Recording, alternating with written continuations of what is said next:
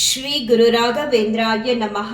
ಎಲ್ಲರಿಗೂ ನನ್ನ ನಮಸ್ಕಾರಗಳನ್ನ ತಿಳಿಸ್ತಾ ಇವತ್ತಿನ ವಿಡಿಯೋದಲ್ಲಿ ಅಂಗಾರಕ ಸಂಕಷ್ಟಹರ ಚತುರ್ಥಿ ಬಗ್ಗೆ ತಿಳಿಸ್ಕೊಡ್ತೀನಿ.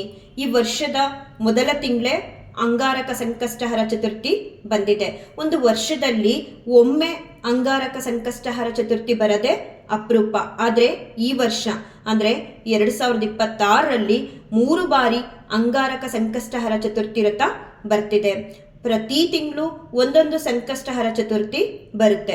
ಅದರಲ್ಲಿ ವಿಶೇಷತೆ ಏನು ಅಂತ ಅಂದರೆ, ಮಂಗಳವಾರ ಬರುವಂತಹ ಚತುರ್ಥಿನ ನಾವು ಅಂಗಾರಕ ಸಂಕಷ್ಟಹರ ಚತುರ್ಥಿ ಅಂತ ಹೇಳಿ ಕರಿತೀವಿ.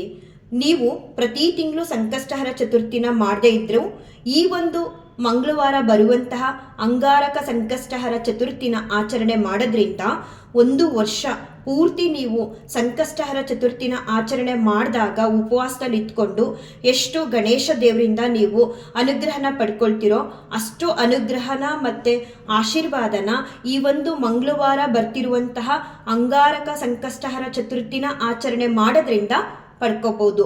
ಅಷ್ಟು ಮಾತ್ರ ಅಲ್ಲ, 21 ಸಂಕಷ್ಟಹರ ಚತುರ್ಥಿನ ನಾವು ಆಚರಣೆ ಮಾಡಿದಾಗ ಎಷ್ಟು ಫಲನ ಪಡ್ಕೊಳ್ತೀವೋ ಭಗವಂತನಿಂದ ಅಷ್ಟು ಅನುಗ್ರಹ ಮತ್ತು ಫಲನ ನಾವು ಈ ಒಂದು ಮಂಗಳವಾರ ಬರುವಂತಹ ಅಂಗಾರಕ ಸಂಕಷ್ಟಹರ ಚತುರ್ಥಿ ವ್ರತನ ಆಚರಣೆ ಮಾಡೋದ್ರಿಂದ ಪಡ್ಕೋಬಹುದು. ಈ ವರ್ಷದ ಮೊದಲ ತಿಂಗಳು ಅಂದರೆ ಜನವರಿ 6ನೇ ತಾರೀಕು ಮಂಗಳವಾರ, ಮಾಘ ಮಾಸದ ಕೃಷ್ಣ ಪಕ್ಷದ ಮಂಗಳವಾರ ಬೆಳಗ್ಗೆ 8 ಗಂಟೆ 1 ನಿಮಿಷದಿಂದ ಆರಂಭ ಆಗಿ ಬುಧವಾರ ಬೆಳಗಿನ ಸಮಯ 6 ಗಂಟೆ 52 ನಿಮಿಷದವರೆಗೂ ಈ ಅಂಗಾರಕ ಸಂಕಷ್ಟಹರ ಚತುರ್ಥಿ ಇರುತ್ತೆ. ಚಂದ್ರೋದಯದ ಸಮಯ ಯಾವಾಗ ಅಂತ ಅಂದರೆ 9 ಗಂಟೆ 10 ನಿಮಿಷಕ್ಕೆ. ಸ್ವಲ್ಪ ಹೆಚ್ಚು ಕಮ್ಮಿ ಆಗುತ್ತೆ. ಒಂದೊಂದ್ಸಲ ಈ ಸಂಕಷ್ಟಹರ ಚತುರ್ಥಿ ದಿನನೇ ಚಂದ್ರೋದಯ ಎಷ್ಟೊತ್ತಾದ್ರೂ ನಾವು ಇವಾಗ ಕೊಟ್ಟಿರೋ ಟೈಮ್ಗೆ ನೋಡಬೇಕು ಅಂತ ಅಂದ್ಕೊಂಡು ಹೋಗಿ ನೋಡಿದ್ರು ಕಾಣಿಸೋದೇ ಇಲ್ಲ. ಬೇರೆ ದಿನ ಎಲ್ಲ ಕಾಣಿಸುತ್ತೆ, ಆದರೆ ಸಂಕಷ್ಟಹರ ಚತುರ್ಥಿ ದಿನ ಮಾತ್ರ ಚಂದ್ರೋದಯನ ನಾವು ನೋಡಬೇಕು ಅನ್ನೋ ಟೈಮ್ಗೆ ಎಷ್ಟು ವೆಯ್ಟ್ ಮಾಡಿದ್ರೂ ಕೂಡ ನಮಗೆ ಕಾಣಿಸಲ್ಲ. ನಾವು ಉಪವಾಸದಲ್ಲಿ ಬೇರೆ ಇರ್ತೀವಿ, ಆದರೆ ಎಷ್ಟೋ ಸಲ ನಮಗೆ ಕಾಣಿಸಲ್ಲ, ಮೋಡ ಎಲ್ಲ ಮರೆ ಆಗಿದೆ ಅಂದಾಗ ನಾವು ಅಕ್ಕಿಲಿ ಚಂದ್ರನ ಬರ್ಕೊಂಡು ಚಂದ್ರನ ದರ್ಶನನ ಮಾಡಿ ಯಾರು ಉಪವಾಸದಲ್ಲಿ ಇರ್ತಾರೋ ಅಂಥವ್ರು ಉಪವಾಸನ ಅಂದರೆ ಉಪವಾಸದ ವ್ರತನ ಕೈ ಬಿಡ್ತಾರೆ. ಸ್ವಲ್ಪ ಕಾಯಬೇಕು, ಚಂದ್ರ ದರ್ಶನ ಆಗೇ ಆಗುತ್ತೆ. ಒಂದು ಅರ್ಧ ಗಂಟೆ ಹೆಚ್ಚು ಕಮ್ಮಿ ಆಗ್ಬೋದು, ಬಟ್ ಕಾದು ಚಂದ್ರ ದರ್ಶನನ ಮಾಡೋದ್ರಿಂದ ತುಂಬ ಒಳ್ಳೆಯದು. ಎತ್ತರದ ಪ್ರದೇಶಕ್ಕೆ ಹೋಗಿ ಟೆರೆಸ್ ಮೇಲೆ ಹೋಗಿ ಚಂದ್ರ ದರ್ಶನನ ಮಾಡೇ ನಂತರ ಯಾರೆಲ್ಲ ಉಪವಾಸದಲ್ಲಿ ಇರ್ತಿರೋ ಅವರು ಉಪವಾಸನ ಕೈ ಬಿಟ್ರೆ, ಚಂದ್ರನ್ಗೆ ಅರ್ಘ್ಯನ ಕೊಟ್ಟು ಉಪವಾಸನ ಕೈ ಬಿಟ್ರೆ ತುಂಬ ಒಳ್ಳೆಯದು.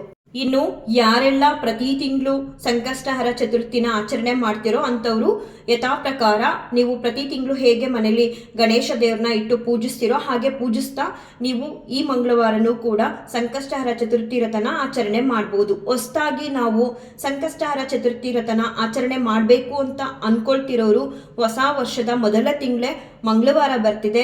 ಮನೇಲಿ ಸಿಂಪಲ್ ಆಗಿ ಗಣೇಶನ ಫೋಟೋ ಇದ್ರೆ ಇಲ್ಲ ಗಣೇಶ ದೇವರ ವಿಗ್ರಹ ಇದ್ರೆ ವಿಗ್ರಹಕ್ಕೆ ಅಭಿಷೇಕನ ಮಾಡಿ ಹಾಲು ಸಕ್ಕರೆ ಹಣ್ಣುಗಳನ್ನ ನೈವೇದ್ಯ ಮಾಡಿ 21 ಗರ್ಕೆನ ಅರ್ಪಿಸಿ ಇಲ್ಲ ಮೋದಕದ ದೀಪಾರಾಧನೆನ ಮಾಡ್ಬೋದು, ಇಲ್ಲ ಬೆಲ್ಲದ ದೀಪಾರಾಧನೆನ ಮಾಡ್ಬೋದು. ಇಲ್ಲ ಮನೇಲಿ ಗಣೇಶನ್ ಫೋಟೋ ಇಲ್ಲ ವಿಗ್ರಹ ಇಲ್ಲ ಅಂತ ಅನ್ನೋರು ಸಗಣಿಲಿ ಒಂದು ಉಂಡೆನ ಮಾಡಿ ಅದಕ್ಕೆ 21 ಗರ್ಕೆನ ಇಟ್ಟು ಅದನ್ನೇ ಗಣೇಶನ್ ರೂಪವಾಗಿ ನೋಡಿ ಅದಕ್ಕೆ ನೀವು ಮನೇಲಿ ಪೂಜೆನ ಸಲ್ಲಿಸ್ಬೋದು. ಭಕ್ತಿ ನಿಷ್ಠೆಯಿಂದ ನಿಮ್ಮ ಸಂಕಲ್ಪ ಏನಿದೆ ಅದನ್ನ ಗಣೇಶ ದೇವ್ರಿಗೆ ತಿಳಿಸಿ ನಂತರ ನೀವು ಪೂಜೆನ ಸಲ್ಲಿಸಿ. ಬೆಳಿಗ್ಗೆಯಿಂದ ಉಪವಾಸದಲ್ಲಿದ್ದು ತುಂಬ ಸುಸ್ತಾಗುತ್ತೆ, ನಮಗೆ ನಿಟ್ಟುಪವಾಸ ಮಾಡೋದಕ್ಕಾಗಲ್ಲ ಅಂತ ಅನ್ನೋರು ಹಾಲು ಹಣ್ಣು ತಗೋಬೋದು, ಇಲ್ಲ ನೀರು ಕೂಡ ಕುಡಿದು ನೀವು ಉಪವಾಸನ ಆಚರಣೆ ಮಾಡ್ಬೋದು. ಎಲ್ಲಿ ತನಕ ಅಂತ ಅಂದರೆ ಸಂಜೆ ನಿಮ್ಮೂರಲ್ಲಿ ಇರುವಂತಹ ಗಣೇಶನ ದೇವಸ್ಥಾನಕ್ಕೆ ಹೋಗಿ ಪೂಜೆನ ಸಲ್ಲಿಸಿ ನೀವು ಮಂಗಳಾರತಿನ ತಗೊಂಡು ಮತ್ತೆ ಮನೆಗೆ ಬಂದು ಚಂದ್ರನ ದರ್ಶನನ ಮಾಡಿ ಚಂದ್ರನಿಗೆ ಅರ್ಘ್ಯನ ಕೊಟ್ಟು ನಂತರ ನೀವು ನಿಮ್ಮ ಉಪವಾಸನ ಕೈಬಿಟ್ಟು ಏನಾದರೂ ಸೇವನೆ ಮಾಡ್ಬೋದು. ಹಾಲು ಹಣ್ಣು ಸಿಹಿ ಅವಲಕ್ಕಿ ಈ ರೀತಿ ಸೇವನೆನ ಮಾಡ್ಬೋದು. ಈ ರೀತಿ ಮಾಡಿದ್ರೆ ಭಗವಂತನ ಅನುಗ್ರಹ ಆಶೀರ್ವಾದ ನಿಮ್ಮ ಮೇಲೆ ಸದಾ ಇರುತ್ತೆ. ಏನಂತ ಸಂಕಲ್ಪ ಮಾಡ್ಕೊಂಡು ಮಾಡ್ತೀರೋ ಆ ಸಂಕಲ್ಪ ಈಡೇರುತ್ತೆ.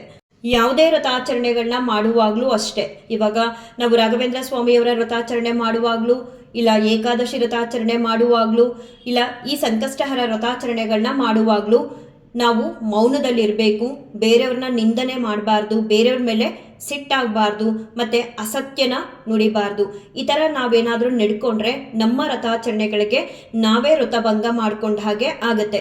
ಈ ನಿಯಮಗಳು ಬರೀ ನಾವು ಏಕಾದಶಿ ವ್ರತಾಚರಣೆ ಮಾಡುವಾಗ ಮಾತ್ರ ಅಥವಾ ರಾಯರ ವ್ರತಾಚರಣೆಗಳನ್ನ ಮಾಡುವಾಗ ಮಾತ್ರ ಅಂತ ಅನ್ಕೋಬಾರ್ದು. ಪ್ರತಿಯೊಂದು ನೀವು ಯಾವುದೇ ದೇವರು ವ್ರತಾಚರಣೆ ಅಂತ ಕೈಗೊಂಡಾಗ್ಲೂ ಇಷ್ಟು ನಿಯಮಗಳನ್ನ ನೀವು ಪಾಲಿಸಲೇಬೇಕು. ಯಾವುದೇ ರೀತಿ ಸಂಕಲ್ಪ ಬೇಕಾದರೂ ನೀವು ಗಣಪತಿ ದೇವ್ರ ಹತ್ರ ಮಾಡ್ಕೋಬಹುದು.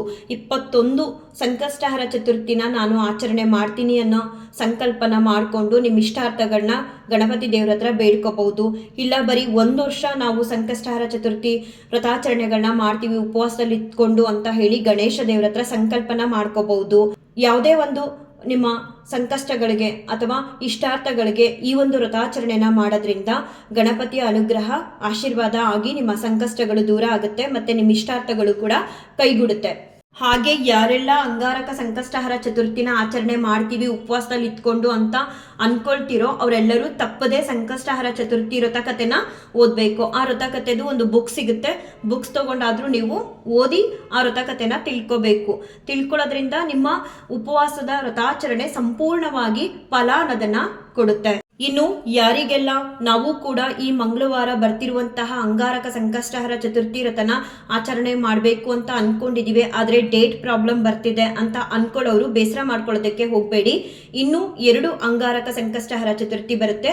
ಆ ದಿನ ನೀವು ಈ ಒಂದು ಅಂಗಾರಕ ಸಂಕಷ್ಟಹರ ಚತುರ್ಥಿ ವ್ರತನ ಮಾಡ್ಬೋದು. ಇದನ್ನ ಹೆಣ್ಮಕ್ಳು ಮಾಡಬೇಕು, ಗಂಡ್ಮಕ್ಳು ಮಾಡಬಾರ್ದು ಅಂತ ಯಾವ ಭೇದ ಭಾವವೂ ಕೂಡ ಇಲ್ಲ.